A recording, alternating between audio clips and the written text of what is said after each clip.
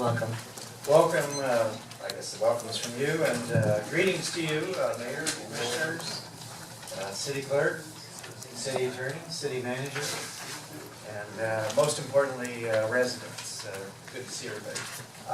My name is Bill Hager. I represent House District 89. House District 89 starts in Boca Raton. It hugs the ocean all the way up to West Palm Beach, picks up the town of Palm Beach, and goes a bit north of there. So that is the district. I've just completed 4 years as state legislator for that district. I'll be on your ballot in November, which means that's at your discretion.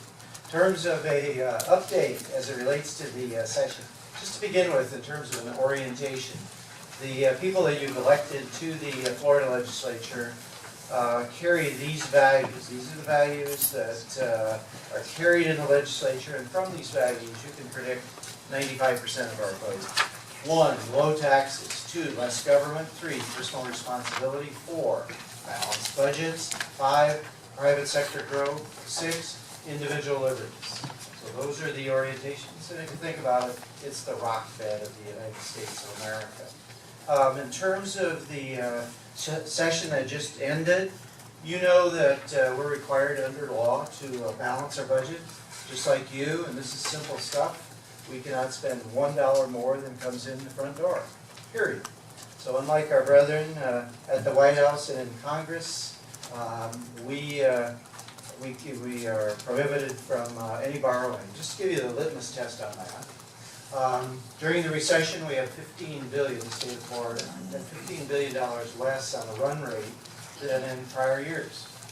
And we didn't call up China and beg for money. We didn't issue debt bonds. We cut spending $15 billion, as was our obligation. In terms of the budget just completed, despite all the goofy stuff that you hear and read, we funded education at the highest level ever in the history of the state. I want to give you the K through 12 per capita funding historically to make that point.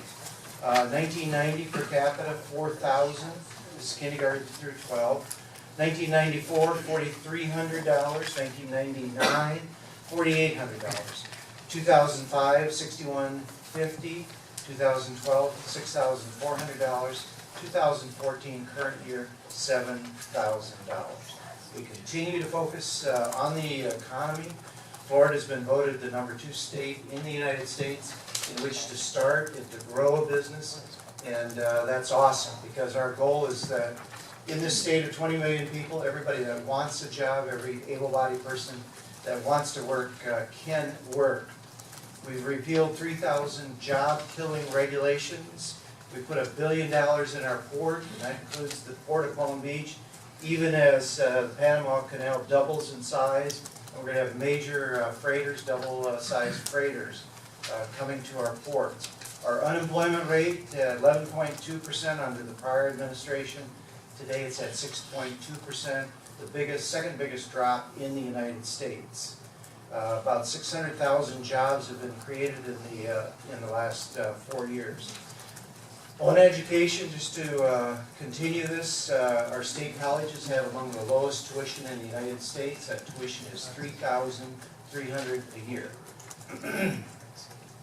What that means is a kid, 19-year-old, who works an hour and a half at minimum wage and holds on to that $10 or $12, whatever it buys, and sleeps on somebody's couch and can get to class. They graduate from Palm Beach State College with a powerful degree, engineering, whatever they choose, debt-free. Among the lowest tuition in the United States. Our state universities equally positioned. University of Florida, Florida State, the other 11 state universities, tuition $5,500 a year, among the best. From a tax standpoint, we're the 5th lowest in the United States. You know that we have no personal income tax. We have removed business tax on 70% of our businesses as the economy in the state has grown. And for those who question that, I give you the poster child, California. I give you Toyota. Toyota 4 weeks ago said, we give up on California. We give up on these onerous regulations. We give up on these high taxes, personal income tax. of 13.4% in that state, versus Florida, 0, Texas, 0. Where did Toyota go? And remember, they closed this shop down, thousands of jobs. Toyota went to Texas, a state that we compete with daily for positions. And in this country, in the United States, and the driving force in our legislative work is very simple. People with information, people that understand the flow of commerce are moving from high-tax states to low-tax states. And for those that doubt it, here is the mathematics on that. 2010 redistricting of the United States Congress, Florida gained 2 seats. New York lost 2 seats. People are bailing out of the high-tax states, the states in which success is punished, and they're coming to places like Florida where we reward the success. Texas, carry this further, congressional redistricting, gained 4 seats. The Northeast lost 4 seats. So we're committed to creating an environment so that every able-bodied person in this state that wants to work can work. And Mayor, Commissioners, that's a quick summary. Glad to be responsive to any of your questions. Thank you. I'd like to do this. Any difficult questions, if you'd direct those to the city manager, and the softball questions on it. That doesn't work around here. I tried it before, it doesn't happen. Vice Mayor? Thank you. Thank you, Representative. First of all, for those of you who don't know, Representative Hager was the House member who spearheaded the effort to deal with sober houses this year. And we came up a little bit short. And we thank you very much for that, and we're looking forward to finding new creative ways to find a solution to that problem, which includes dealing with your contemporaries at the federal level, because clearly those folks largely do not understand the issue. They're very much out of the loop on what's going on the ground right now. So hopefully this year we'll come up with some talking points that we can all embrace, and we can share with those folks in Washington, which will probably make it a little bit easier for us to get some things done here in the state of Florida. So again, thank you for your efforts. And if you want to speak to that issue and tell us your take on it, that's fine. Is that a softball for you? Yeah, that's real good. Okay. I'll take 2 more of them after. Sober home bills, everybody's familiar with the issue. I sat 7 years on the city council of Boca Raton. We dealt with there, so I'm familiar with the issue. And the bill that I advocated passed unanimously out of the Florida House, died on the Senate side. The bill was very straightforward. It focused on the residents of sober homes, focused on their safety. No mandatory requirements. You know that under the Americans with Disability Act and the Fair Housing Act, that drug addiction, etc., is a disability, which means those homes cannot be regulated any different than any other residential home. That's the federal law. And the practicality of that is any approach then has to be an approach that's voluntary. My certification was voluntary, 1. And 2, said that for such homes, if you want state money, you have to be at your own volition certified. So no requirement that anybody do anything. And the constitutional lawyers told us it was on the mark. It would pass constitutional muster, and it would bring focus. What we want is we want great people, competent people, responsible people running these sober homes. The truth is, organized crime hovers around some of these homes, not all of them, not many of them. But that's the truth. And we need to look at each other, and we need to say that, we need to do that intellectually honest about these things. And what this means is approaches have to be serious, they have to be steadfast. At the same time, they have to be consistent with constitutional law. They also have to be first and foremost consistent with the people in those homes, that they be treated fairly and honestly. So that's my answer to it. Thank you. Any other questions? Commissioner Zerny? I have a couple. Along these lines, Representative, was there discussion about the definition of treatment, or the way that you don't write it is because there's not treatment actually occurring in the sober home? So I think treatment is going on in them, in a different way than it might be currently defined. Yeah, and you're correct, the way sober homes are designed to work is, and this is you and I talking together, it's not me talking at you, but the way they're designed to work is they're at the end of the treatment continuum. So these are individuals who have gone through treatment and they're now basically in a safe place in which they can get support, typically from their peers, etc. So under law, no medical treatment, etc. can occur in those facilities, because if you deliver medical care within any kind of facility, regardless of how it's characterized, there's a whole set of other laws that come to bear. And psychological care, isn't that medical care as well? Well, I think the psychological care that would be unfolding would be peer support, and that's the kind of thing that I would encourage, and my bill continues to encourage it. There's nothing in my legislation that would do anything except encourage that, because we all understand that's one of the pathways of beating addiction. I just think everybody here is looking for some way to have a better record of who are running these things. Yeah, I and, understand. you know, and all, because I lost a brother to addiction and all. Is that years right? ago. So I understand the situation, but I also understand the whole situation about how to best care for them, but also deal with the environment, the neighborhoods, which these are all being nested inside of. So it's I see the purpose of them and all, but I also see the other side of it as well. Yeah, We have issues, and like you said, in Boca too, that Delray Beach and so on everywhere. it is a challenge, and I'm confident that the bill that I put forward, I'm going to reintroduce it in November, under the assumption I'm lucky enough to be elected. I will reintroduce it, and I believe that it will go a long way in terms of helping everybody involved in this process. My second one there, Mike, Sure. is with the All Aboard Florida Yeah. issue coming up, which Yeah. has stirred up a lot around here and all It kinds of has. things, right? Very little attention has been made between the connectivity between that enterprise or potential enterprise and people moving east and west and really hooking that up, which should play into their real numbers as if it's going to really work or not, because there's a lot of doubt about how feasible it is or how they may be adjusting their statistics in the favor of it being feasible when no other railroad venture has been ever profitable. So just a couple observations. It's a private sector operation, and these are folks that know what they're doing. Obviously, this is an enterprise. They are taking a risk, as any enterprise in the free market is.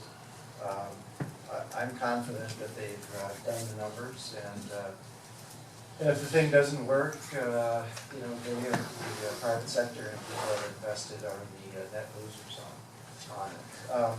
To your point, one is we allocated $10 million for safety, and that relates to the crossings and deals with towns like Lakeport. So just FYI on that piece.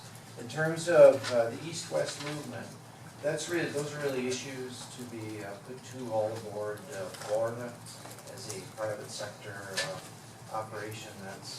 They're going to be making those kind of decisions. The president there, he did address that eventually in one of his op-eds that he had in the Post, but I guess I'm more or less interested in the numbers that you're hearing from them. They still anticipate to borrow money from the government for the venture. You're correct. The part of the financing is borrowing from the railroad authority, but there's obligations to repay, and the collateralization is private assets. Is it assets related to property they own that the taxpayers would get if that didn't work? I'm not, I don't know what the underlying collateral is. I'm- It's public record, whatever that collateral is. But, fair question. Thank you. Commissioner Mercer? First of all, I want to stay on the rail. I want to thank you for the $10 million because Lake Worth has 13 crossings, so. Well, hell, let's give all 10 million. And Absolutely. Your list, God's here. That's a done deal, guys. Let's go, I got a staff member back here, we're gonna have him call it in right now. let's Get the go back back. phone, to the back phone. Tyler, stand up so they can see you, all right. So he's got, you have to be difficulty with getting done, see. Let's go back to sober houses. Sure. We have a large amount of sober I know you houses. do. And I invited Representative Berman, we're meeting Tuesday, to go out and actually show her what sober houses look like in the city of Lake Worth. Great. I'd love to do the same thing with you. A couple issues I have is not making it mandatory. I mean, you cleared a little bit more up there, but I'd like to research that a little bit more, only because not making it mandatory, I think Commissioner Zerdy tapped on it a little bit. There's a lot of things going on that we know for a fact because we see it on our streets. We know for a fact that quite a few in the city are dispensing drugs.